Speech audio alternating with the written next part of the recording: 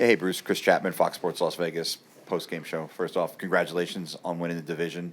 Thank you. The players change every year, but this team continues to set the bar extremely high and continues to meet the expectations. How are they able to do that? Well, I think it's a credit to the organization. They identify good players when guys do leave.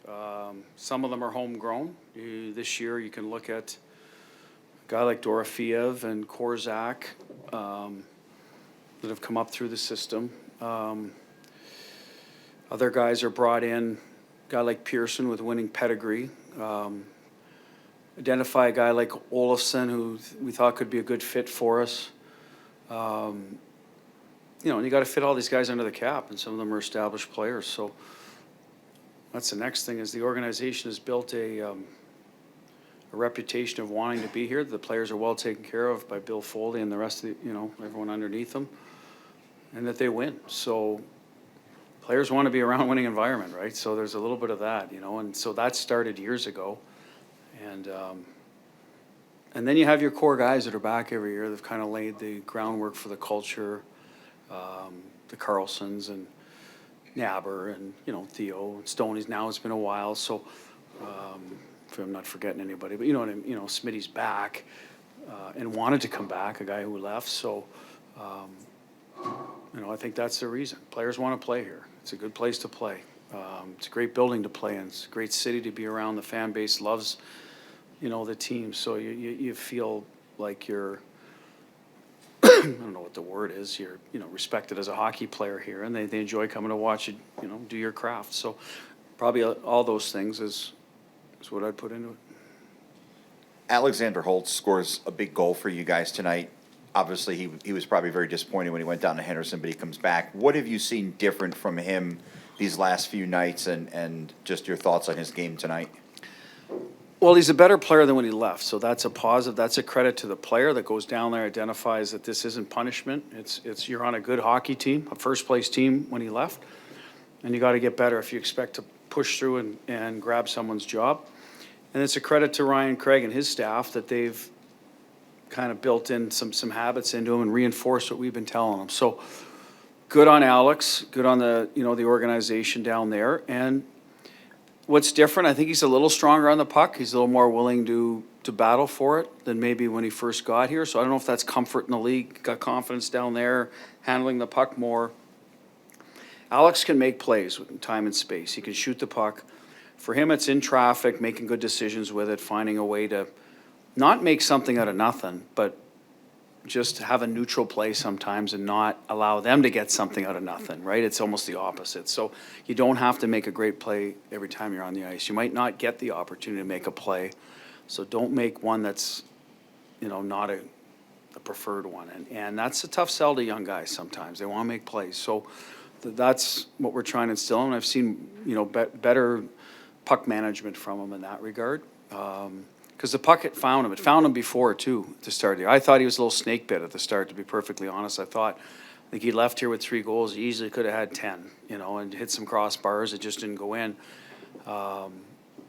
So good for him. If he can help us win, then that works for everybody then. I mean, it's the proper development curve for him. If he comes back a better player, and it's good for us, and it's probably good for him to see the difference. I think players analyze well that where he was at the start of the year, where he is now. Danny, Willie, Paul, Allen.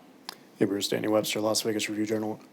Does it kind of simplify the messaging all year that no matter what happens throughout the course of a game, the group is always knows how to get the job done, dominate through 40, they come back and tie it and find a way to win it? Yeah, I mean, I was asked this morning what I thought one of the great qualities of our team was, and I thought it was our resilience, our ability to push back and keep playing no matter what. Now, do we want to give up a 2-goal lead right out of the gate at the start? Of course not, right? Like that, you got to be mindful of another team might not let you off the hook if you do that, right? So we have to be careful with that, but every team in this league is good. If you don't play the right way, I don't care who you're playing, a team that's eliminated, first place, whatever, they're going to make you pay. So, we got a wake-up call there at the third, and we thought we started getting to our game better. Great penalty kill, that could have been a turning point. We did a good job, and then we're able to get some offense going in between and after that. So,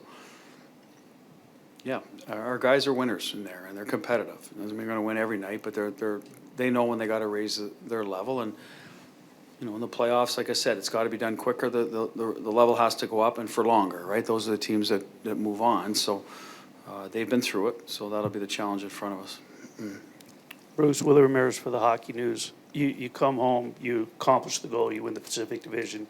Monday when you come back to practice, what's the message to make sure they keep that edge for these last two road games? You don't want to go into the playoffs off a stub toe, if you will. I think, and I hate to say this, we're going to be okay no matter what happens with those two games, because right now it has been such a grind for a lot of these guys. You take some of the guys that have had 4 nations, some of the guys, the schedule lately, it seems like every second day.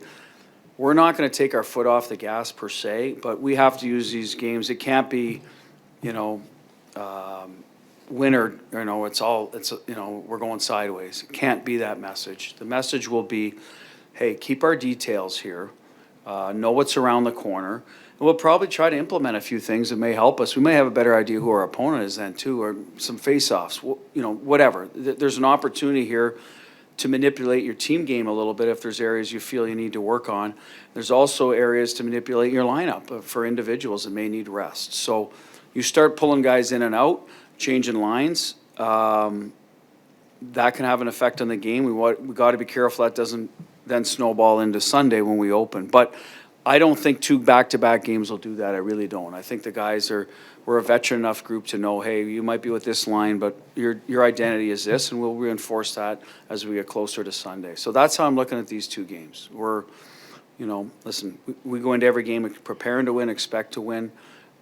But in this case, we have to seriously look at where is the health and the fatigue factor of a lot of our players, and how do we manage that to get us into Sunday feeling the best about ourselves. Paul. Hey, Bruce. Paul Dos Santos, NHL.com.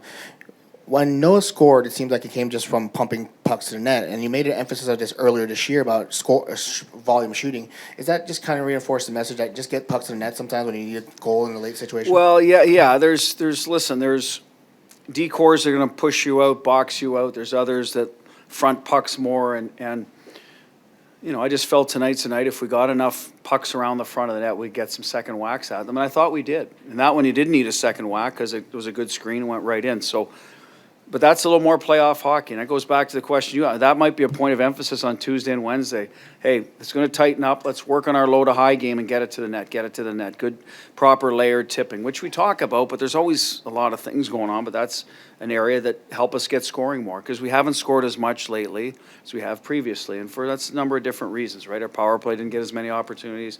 Some of our guys like Hurdle and Jack are out that, were out that did a lot of that, but so that's, yes, going to be reinforced. And if you remember last time in Nashville, that's how we got going. Theo put one to the net. We were overpassing, and then puts one to the net, rattles around, Jack scores, and off we go. So there is a reminder that you can score some greasy goals. They don't all have to be pretty 3-way passing plays.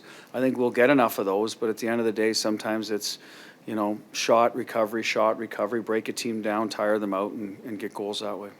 Alan. Bruce, can you talk a little about Riley Smith and his journey back to the Knights? And it seems like he's rekindled the chemistry with Carlson, and the tic-tac-toe play, on Holtz's goal was really nice chemistry there. Can you talk about just Smith's ability to just get right back into the swing of things here? Well, I think part of it is, listen, I don't want to go back and revisit everything, but he enjoyed his time here. This isn't a guy that we thought, well, his day, we just had roster decisions to make, and we went a different direction. So there was always value and respect for the player from everybody here. He comes back. The experience in Pittsburgh and New York only he can speak to, but they're not in the playoffs, right? So now he has an opportunity, knows he's coming to a team that looks, when he came here, we were certainly playoff bound, and I think that gives you a little extra juice, and sometimes the age of where you are in your career, you recognize, hey, you know what? This is a good, as you're younger, sometimes you're like, well, I'll be there every year. It doesn't matter if I miss a year. Sometimes you get older, you think differently, and I don't know. Only he can answer that. But what I do see now is an uber-focused player that's ready to go every night and wants to contribute. He enjoys playing with William Karlsson, so we've You know, we've given him, that part of it, and to see how it would work out, it's worked out great. He's done his part and more, PK, 5-on-5. So it's a great ad. It's a great ad. You just never know when a guy comes back. But he's been, I said, excellent for us in every area. So happy to have him back. Like I said, and we figured this would be the case, but you don't know. And it's worked out, like I said, really well. Last one, Ab. Bruce, the division titles are the standard, the expectation around here. I mean, do you talk to the team about appreciating still accomplishing something like that? And then for you personally, it's old hat, but do you still appreciate accomplishment like this? I do, because I'm getting older, and I know it's not that easy, and so for me, it's hard to enjoy anything as a coach in season till it's all done, right? That's the way I'm wired. It's on to the next game, on to the next problem you're fixing, or whatever it is, right?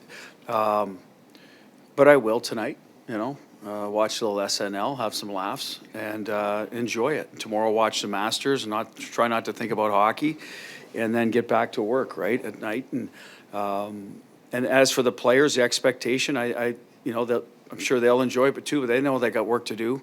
This is just the beginning. So, but it's good when you have high expectations and standards. That is a good thing. Pressure.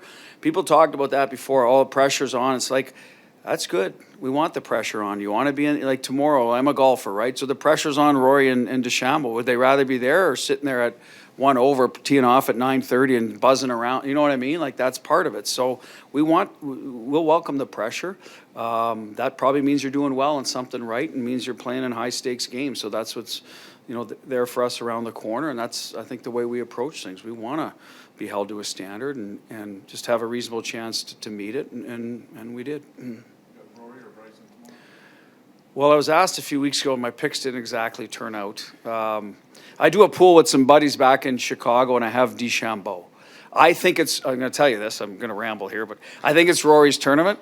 I think it's his year, but you can only pick a guy once. So the live guys, you have to be careful when you use them, right? Probably in the majors. So here we are. I think Rory, I got lots of opportunities to use him in other tournaments, so it's a little of a strategic pick. So I think Rory's going to win, but I'm selfishly rooting for DeChambeau for my pool. Oh, yeah, see? That's what I'm saying. I took Koepka last year. What did that do for me? Nothing. And I like Connors. He's a Canadian, right? He's lingering. He's right there, too. So, but I did not pick him. More importantly, who's your favorite SNL skit? Is it Colin and Shay? Yes, love it. I love it. I always look forward to see who their guest is. And their best one is when they have to read their opposite written jokes. And if Scarlett Johansson's in the back too. Nothing wrong with that. Thanks, Bruce. All right, thank you.